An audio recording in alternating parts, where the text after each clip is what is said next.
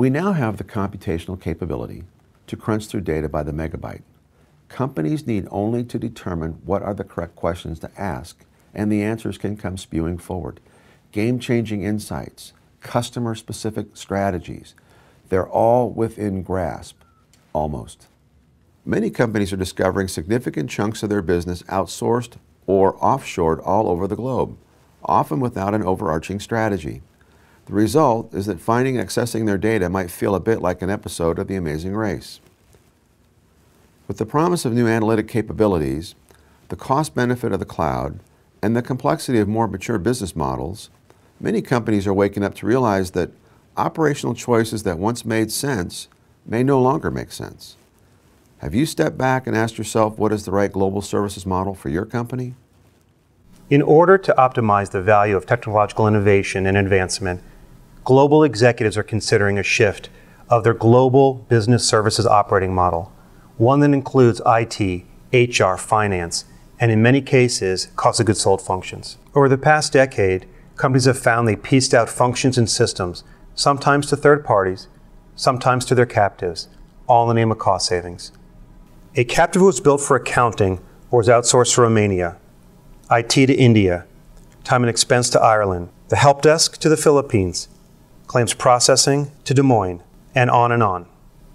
Each of these decisions was done independently, each with its own vendor, each on its own system. But companies need value and not just cost savings from their overall business services model. Furthermore, cost savings that once drove outsourcing and offshoring may no longer be relevant now that IT capabilities are available via the cloud. These new market realities highlight the benefits to be gained from having a centralized back-office operating model. They include advanced analytics due to ease of finding and accessing data, improvement to end-to-end processes that fit the needs of the business, flexibility for tax optimization, better visibility and control for risk management and compliance, safeguarding data privacy, and enhancing anti-corruption activities. Of course, the answer is not to necessarily roll back everything or to get rid of function-related specialists. In many cases, the federated operating model for outsourcing and offshoring is the right operating model for some companies. However, senior executives should take a look at what the right operating model is for them. An operating model that can include finance, HR, IT, and in some cases, cost of goods sold processes such as claims processing. This won't be easy and will require strong leadership from the front, leadership that can work across functions and pull in the right specialists in order to reassemble the parts into coherent, global business services architecture. Additionally, once established, a new type of leader may be needed to run the global services, a global business services leader, one who understands global operations, third parties, innovation, and who could lead the transition in ongoing business services operations to get the needed synergies from technology to human capital to finance. Whether to lower costs, reduce risks, or gain control over valuable resources, integrating business processes can have significant strategic and operational payback to the organization. There are a few questions that a company can ask themselves to get at this critical issue.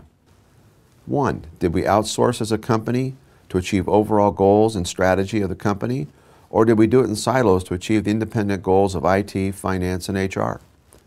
2, are we delivering the best service to our business or not, based on how we organically grew? Are we delivering service at the lowest possible cost? 3, is there potential data leakage and risk leakage because of the way we grew? Could this be improved through a centralized back office? We'd love to hear from you on your thoughts as to how your company would address these questions.